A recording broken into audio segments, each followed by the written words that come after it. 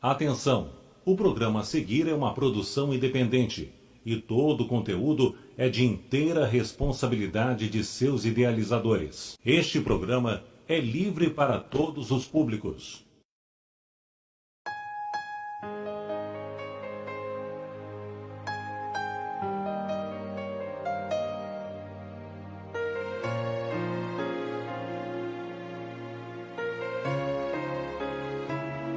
Quando Deus diz não, não é sinal de insatisfação. O não de Deus pode te favorecer. O sim de Deus é uma agradável permissão, mas o seu não é o segredo pra sobreviver.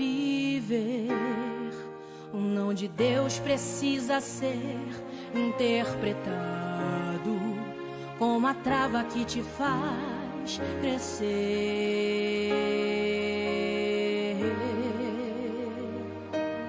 O não de Deus é livramento, o não de Deus é providência, o não de Deus é treinamento, o não de Deus traz paciência, o não de Deus é compromisso, o não de Deus vai te favorecer, o sim de Deus vai te deixar feliz.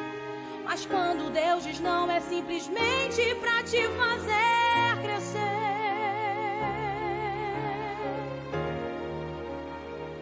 E vai crescendo. Você ouviu o não de Deus e vai crescendo.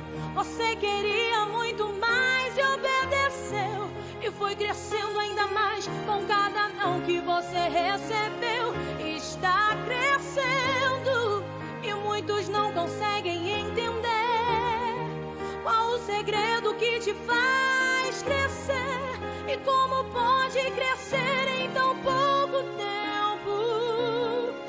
Obedecer o não de Deus é o segredo do teu crescimento.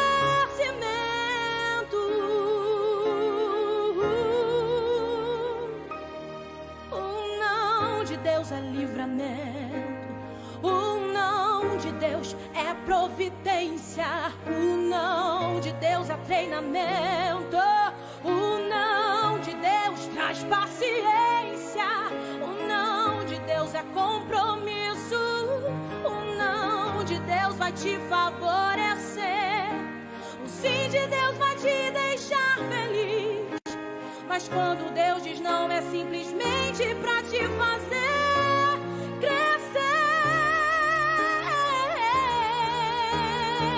E vai crescendo. Você ouviu o não de Deus e vai crescendo. Você queria muito mais e obedeceu, e foi crescendo ainda mais com cada não que você recebeu. Está crescendo e muitos não conseguem entender qual o segredo que te faz crescer e como pode crescer em tão pouco tempo. Obedecer o não de Deus é o segredo do teu crescimento.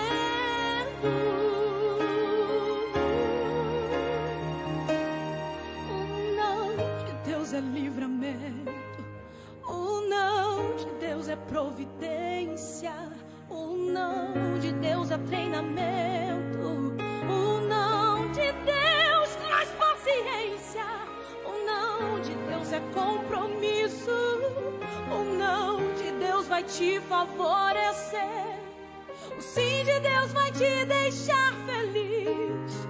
Mas quando Deus diz não, é simplesmente pra te fazer crescer. Ele vai te fazer crescer.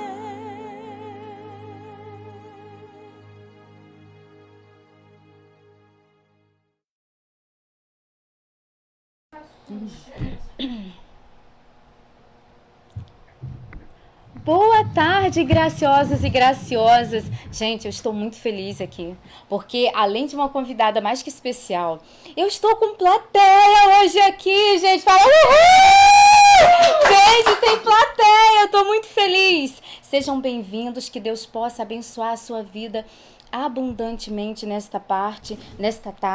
O Senhor nos diz o seguinte lá em Isaías: e o Senhor te guiará continuamente e colocará a tua alma em lugares altos, amém?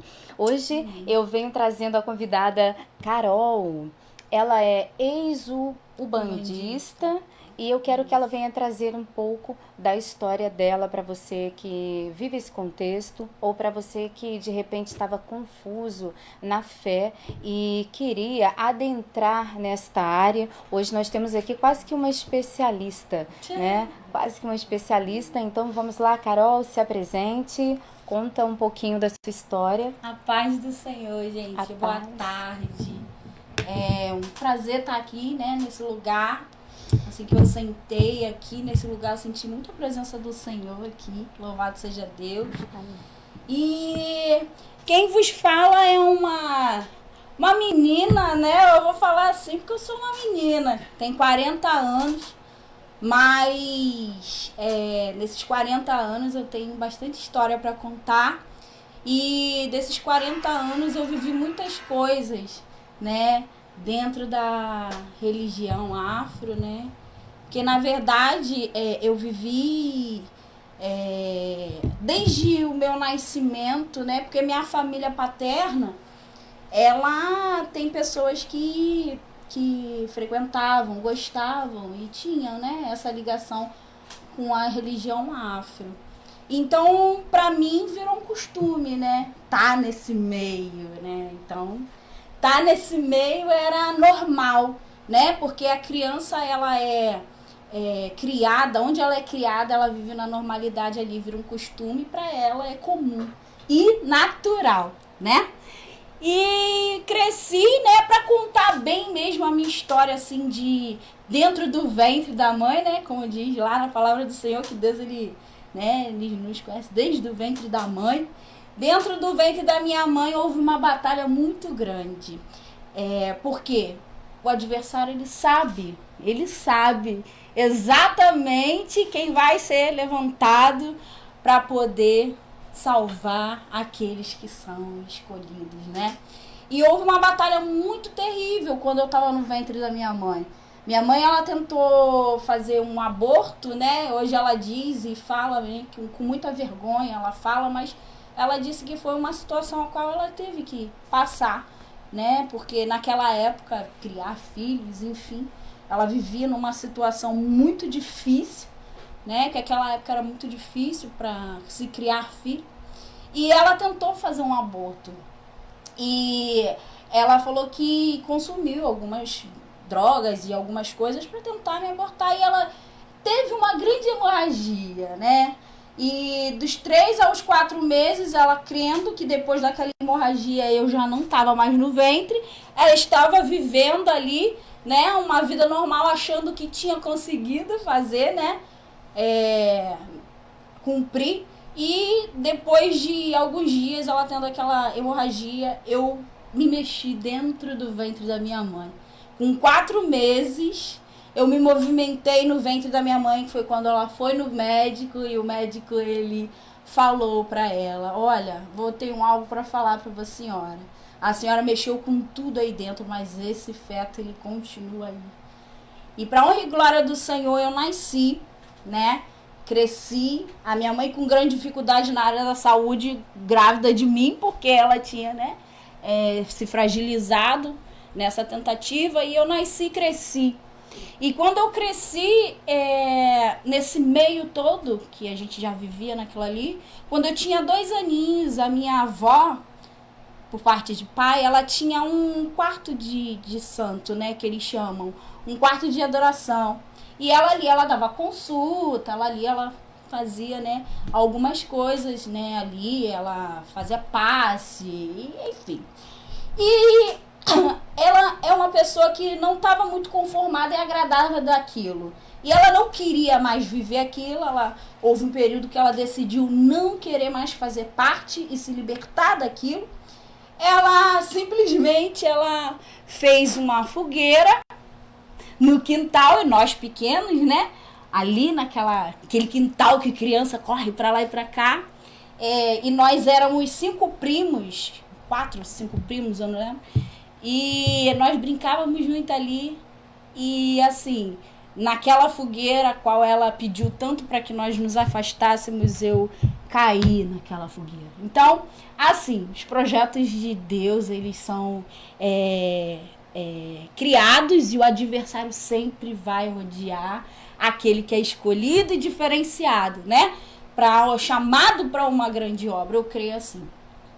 E eu caí naquela fogueira, e minha avó, por medo de retaliação por parte, né, do que ela acreditava, né, que eram orixás que ela adorava, ela voltou novamente achando que, né, foi um castigo eu ter caído dentro daquela fogueira. E assim continuou ainda aquele ciclo, né? E eu cresci um pouco mais, já não vivia mais dentro da casa da minha avó, e eu já devia ter por volta de 7 anos, por aí, e nós morávamos em outro bairro, e tinha uma vizinha nossa que pediu o consentimento da minha mãe para começar a me levar numa igreja evangélica. Glória a Deus. E eu, com 6, 7 anos, eu comecei a frequentar aquela igreja, né? E naqueles cultos de infantis que ninguém dá nada, né? Porque muitas pessoas, né, não valorizam o culto infantil, ele é pouco valorizado, mas ali eu tive um encontro com o Senhor. Eu aceitei o Senhor com 7, 8 anos de idade. E isso é muito importante, ouvinte, porque você que tem os seus filhos, leve para a casa do Senhor. Porque aquela semente que ela foi plantada no coração daquela criança, quando ela crescer, ela vai lembrar daquelas palavras, amém? Então, leve os seus filhos para a casa do Senhor. Verdadeiramente, foi exatamente isso que aconteceu. Passou um tempo, um período. A minha mãe, por, vamos dizer assim, ignorância, né? Pelo fato de não compreender, né? Que naquela época a religião, o evangelho, ele era muito mal visto, né? Então, assim, as pessoas da família que gostavam, né, das religiões afrodescendentes, elas falavam, vai deixar essa menina ser criada na igreja? Não, vai ficar maluca. Louvado seja Deus, né? Cumprindo o evangelho, porque ficar louca é cumprimento do evangelho, né? E aí a minha mãe, por essa situação, ela começou a não deixar mais eu ir. E aí, né, cresci. E quando a gente desvia, né, do caminho do Senhor, assim, a gente fica como uma folha seca, verdadeiramente. Então eu cresci. Minha adolescência, ela foi marcada por algumas situações, a separação do meu pai, da minha mãe, algumas revoltas que a gente obtém. Então, assim, o adversário, ele fica sempre à espreita ali na brecha para entrar, né, na sua fragilidade, para entrar naquilo que você dá a brecha ali, né, querendo ou não, né, porque muitas das vezes você é vítima de uma situação que acontece, né, e ali, sempre, desses anos todos, eu sempre fazia consulta, né, assim, para saber, porque aquilo dali sempre me chamou a atenção, o ocultismo sempre me chamou a atenção, tudo aquilo que é diferenciado sempre me chamou a atenção. É porque as pessoas sempre querem saber. Através de adivinhações, o que vai acontecer com o seu futuro, né? Isso. E muitas buscam o ocultismo. Exatamente. E eu passei a adolescência nessa situação, e toda vez que eu ia, todos eles, os babalorixá, todo mundo, eles sempre falavam, nossa, sua coroa é boa, nossa, você é médium de berço. E verdadeiramente, assim, eu tinha visões, eu via as coisas, então, tipo, que verdadeiramente eu acreditava naquilo, porque acaba que o campo espiritual, né, visão espiritual, o adversário, ele tem essa visão, né? Ele tem por isso que se cria o engano. Tá entendendo? Porque se cria um engano, porque eles têm visão espiritual, sim, de algumas coisas que vão acontecer, estão para acontecer, sim. Tanto que no livro de Daniel há uma batalha no céu. Por quê? Porque o adversário, ele vê, louvado seja Deus, que tem algo para chegar na tua mão, que tem algo para você, né, para acontecer na tua vida. Então eles têm essa visão. E aí eles viam que eu tinha aquela coisa qual eles falavam verdadeiramente, e eu falava sempre, queria fugir. Eu não quero isso pra mim, não foi isso que eu escolhi, eu não quero participar eu gosto de vir aqui normalmente, mas tem algo que acontece, o adversário, ele é grande ladrão, assim, roubador de vidas mesmo, ele não pede licença, ele é invasor. O Senhor não, ele tá à porta, ele bate. Se você abrir, ele entra e ceia contigo. Mas o adversário não, ele rouba. Então, na minha adolescência, eu fui muito defraudada pelo adversário. Muitas coisas, né? E é um período que as pessoas assim, estão carentes, né? Porque a adolescência... Ali você tem vários hormônios aflorando em você. Quando alguém procura esse meio, esse ambiente, a maioria das pessoas, elas estão confusas em seus pensamentos.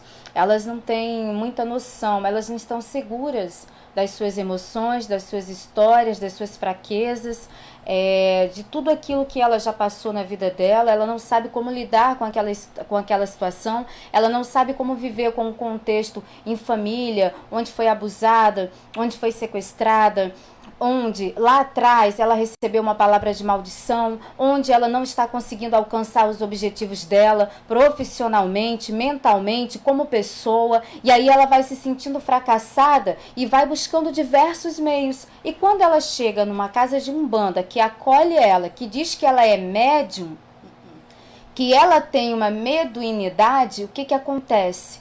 Ela fala, realmente eu tenho. E ali, nesse momento, eles começam a te trazer para perto, no meio de quê? Da sua fragilidade. Por isso que é muito importante você tomar cuidado para quem você mostra a sua fragilidade. Porque dependendo do espaço, o inimigo ele vai te abraçar. Claro que aqui nós estamos respeitando todas as religiões, mas nós estamos trazendo um contexto que acontece no dia a dia. Agora, conta pra gente, Carol, qual foi o momento que você entregou a sua vida para Cristo?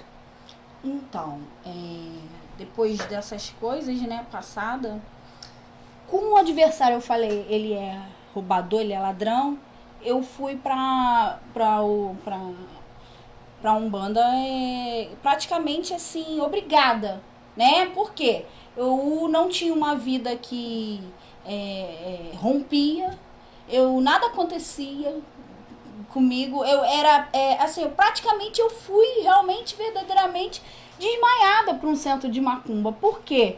Porque chegou uma época que eles dominavam tanto minha vida, eles dizem, né, no centro, que eu tinha uma mediunidade que era um campo aberto, eu recebia, era um atrás do outro, sabe? Era um campo aberto mesmo. Então, aquilo ali, pra mim, era muito invasivo. Eu não aceitava aquilo, pra mim era uma guerra terrível. Eu vivia uma guerra interna. Eu ia pra cumprir porque eu não tive opção. Porque chegou épocas de eu ter apagões na rua.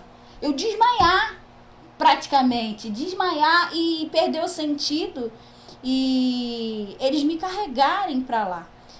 Então, eu passei alguns anos lutando contra isso. Lá dentro, eu passei 7 anos. Fiz algumas obrigações, eles chamam de obrigação, né? E pra começar assim, né? Tudo que você faz obrigado já não é tão, né, legal. Então, algumas eles chamam de preceito, em alguns lugares chamam de obrigação. Por fim, passei aqueles 7 anos lá dentro cumprindo, né, fazendo, porque aí eu coloquei na mente assim, bom, se eu tô aqui, eu vou começar a me dedicar certinho, porque aí meus caminhos vão se abrir, Como também eles me prometeram isso, né? Eles me prometeram isso. Falaram, seus caminhos agora estão abertos e você vai poder viver uma vida, né? De menos perturbação, né? De mais paz, enfim. E eu fui cumprir isso. Quando eu entrei, quando eu estava já no 7º ano, depois de tantas lutas, batalhas dentro de mim, eu entrei para fazer a obrigação de IAO, que eles chamam de... É novo, né? Que você está começando, iniciando para poder... E eu já sabia ali que eu tinha uma chamada dentro dali daquela religião, que eu teria que ser babalorixá. Ia chegar, eu já ia ser preparada para isso, né?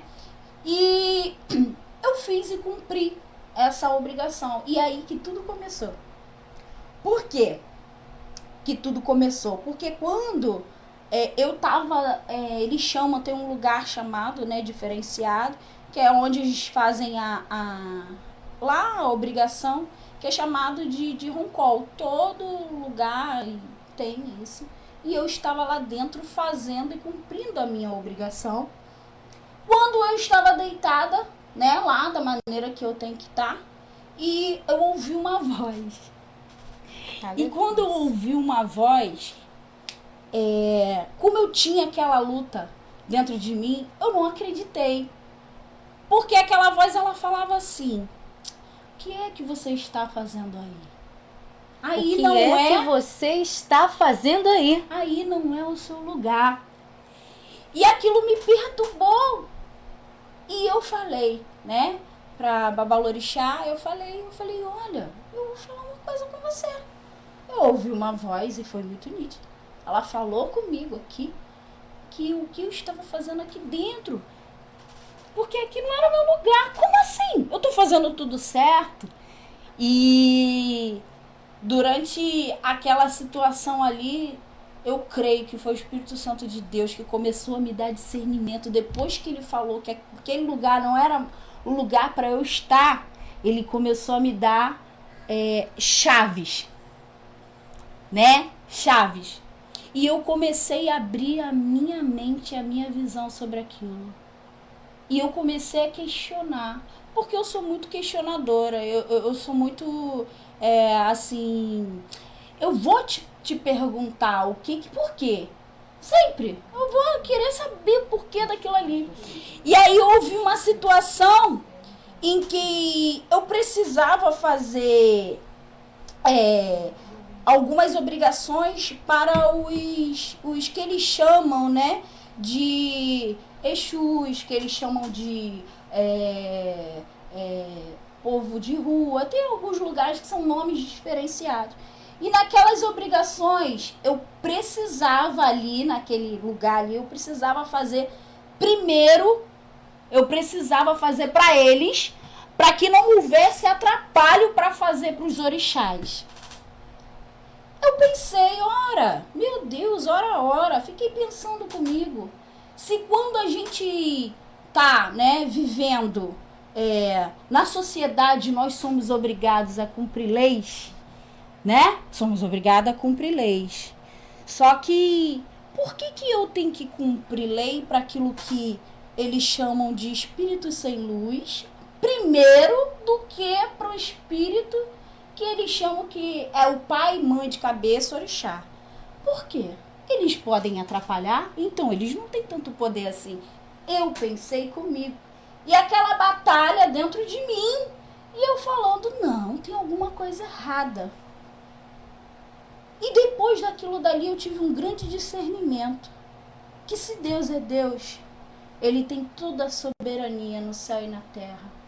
Por que eu ia ter que estar fazendo algo para quem não tem luz, para quem não tem, como eles dizem em alguns pontos, né, de macumba, não tem pai, não tem mãe, não tem ninguém, não tem nada. Eu vou ter que ficar fazendo primeiramente coisas para eles. Isso, porque a gente para aqui nesse momento para ter um momento de reflexão. Porque como que você vai dedicar a um ser que não tem luz? Porque muitos centros que você passa ou que você vê que é um centro. Não vamos generalizar, né? Não vamos falar de todos, mas alguns são centros que estão caindo aos pedaços.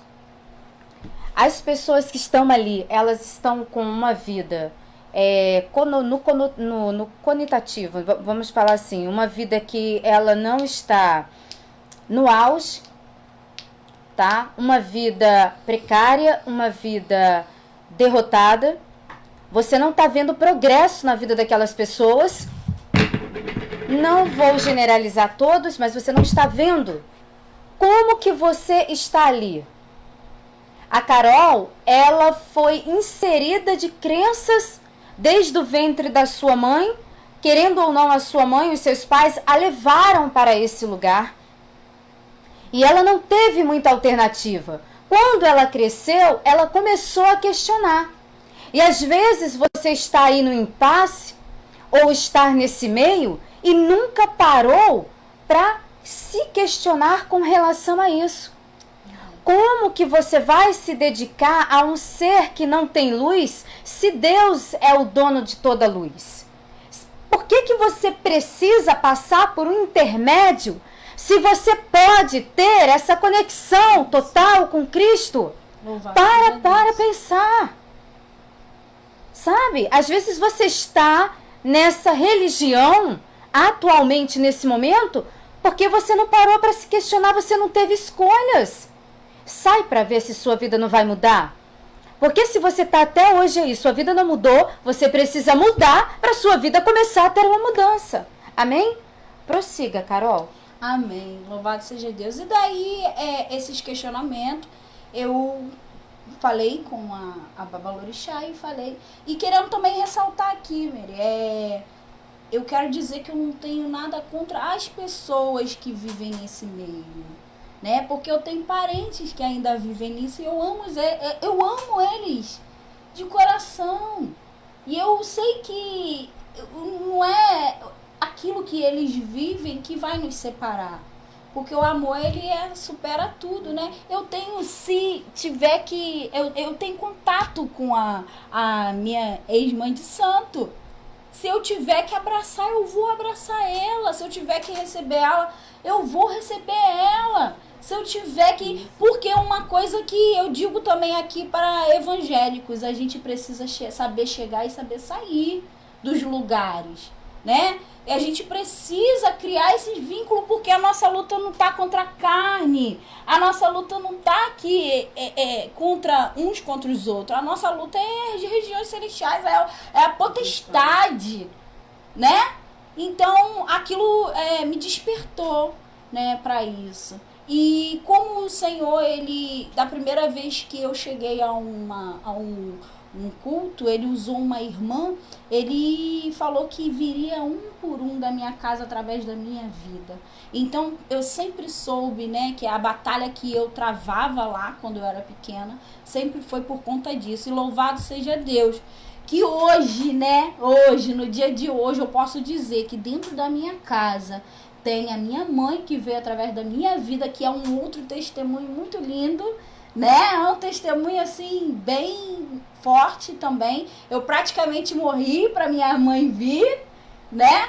Quando o Senhor falava que haveria um leito, haveria uma dor, eu achava que era para ela, mas na verdade era para mim, porque Deus, ele sabe como ele trabalha na vida das pessoas, e aquele leito ali foi para mim mesmo, para que ela pudesse se atentar, né? Que perder um filho dói muito mais do que você perder a sua própria vida. Louvado seja Deus. E ali foi um dos testemunhos. Minha mãe está na presença do Senhor. Glória a Deus. Glória a Deus. Missionária da casa do Senhor. A minha irmã está na presença do Senhor também. Louvado seja Deus. Meu irmão caçula, que também para muitos, né, que nós éramos taxados, né, de pessoas que nunca ia ser nada na vida, para glória e honra do Senhor, né? E eu tenho uma frase, né, que eu carrego comigo, né, que Os improváveis, o Senhor, Deus escolhe os improváveis para cumprir os seus propósitos. Deus, ele não tinha, assim, pessoas até melhores para escolher. Ele sabia, ele sabe quem ele escolhe. Ele sabe se tu é o escolhido, louvado seja Deus. Ele sabe por que te escolheu. Porque você tem sim capacidade de fazer aquilo que ele falou, o propósito que ele falou que tu ia cumprir. Né? E meu irmão tá aí na presença do Senhor. Também foi mais um que eu precisei ir pro leito na época de Covid. Quando Deus fala pra você, muitas das vezes, que através da sua vida ele vai trazer um por um, tu não sabe como, né? Mas ele traz. Mas se coloca na brecha, deixa Deus fazer, porque louvado seja Deus. Louvado seja Deus, ele vai fazer. Ele vai fazer. E isso é interessante porque a gente fala muito sobre a questão do engano, né?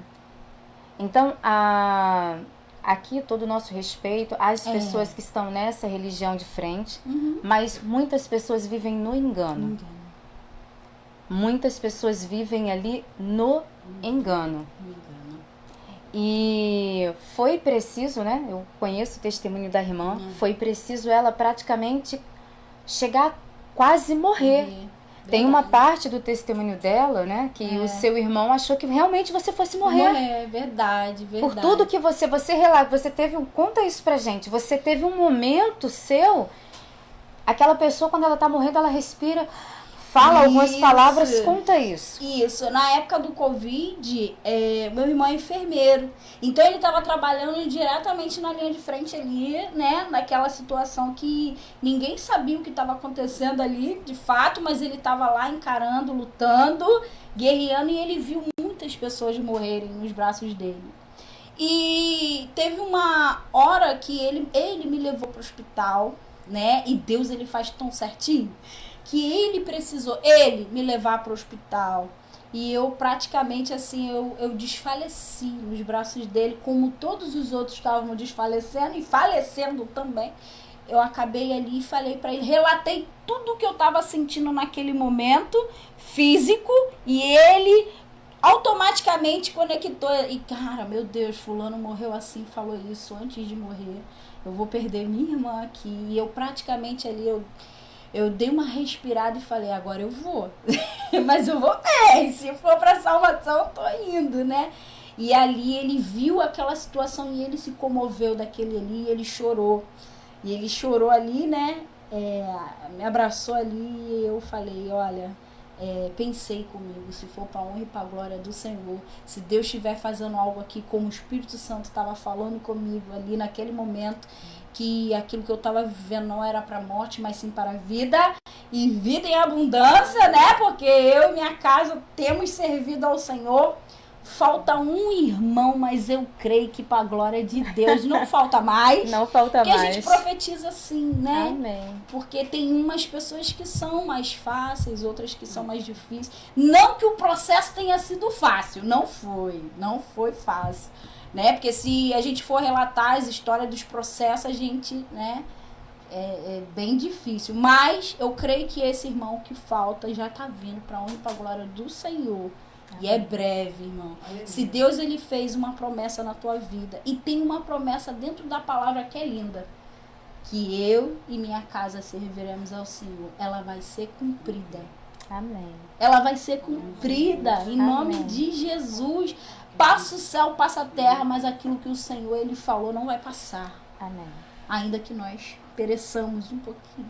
E a irmã, ela atualmente faz cultos na igreja dela, na casa, né? Na casa dela, na igreja não, na casa, também, mas também na igreja, né? Sim. Ela permanece firme nos caminhos do Senhor, na presença. Minha casa. Exatamente, é muito bonito. Inclusive, eu já fui a uma reunião na casa dela, com outras irmãs, e tenha plena certeza disso, de que a palavra de Deus, ela não volta vazia. Você, com certeza, vai ter todos da sua casa, para honra e glória do Senhor, no altar do Senhor. O nosso programa já está chegando ao final, e o que eu quero falar para você que está no meio dessa transição, reflita um pouquinho sobre isso. Por que você tem que servir a alguém que não tem luz, se você tem um Deus todo-poderoso, porque existe uma outra parte em que as pessoas também, elas têm muito medo de sair desse medo, de ser perseguido, de não conseguir ir adiante, dos espíritos perseguirem, de tudo dar errado. Não vai dar errado. Tô aqui, gente. Ela está aqui muito melhor Verdade. do que o que ela estava servindo a outros deuses. Verdade. Sabe? Deus, só existe um Deus. E esse Deus é o Deus que vai salvar a sua Louvado vida, a seja sua Deus. família, a sua história. E que hoje, em nome de Jesus, você possa refletir sobre todo esse engano, toda essa, digamos assim, eu não sei se a palavra certa seria essa, não vou também trazer a colocação, né? Mas vamos deixar só com essa palavra mesmo, engano. Que esse engano Verdade. venha sair da sua vida, da sua família, da sua história. Porque algumas pessoas conseguem, como ela, sair sem nenhuma sequela. Mas muitas pessoas não conseguem. Elas ficam perturbadas e não Verdade. procuram ajuda. E eu quero agradecer a todos os nossos ouvintes, a plateia que nós temos aqui. Olha, hoje nós temos aqui a Sônia do Vale, que é uma terapeuta. Na plateia, gente. Aqui, olha, Simone. A Val, levanta a mão, Val, é uma amiga também, Val, aqui, prazer de ter a companhia de todas elas. Todos os nossos ouvintes, tá? Que vocês sejam mais que abençoados aqui. Não deixa de assistir o nosso programa, compartilha, vamos libertar o nosso povo, amém? Verdade. Um beijo carinhoso no coração de vocês. Tchau, tchau, a paz. Deus abençoe. Amém, que bênção, glória. Obrigado a todos e até o próximo programa, pessoal. Deus abençoe a todos. Tchau.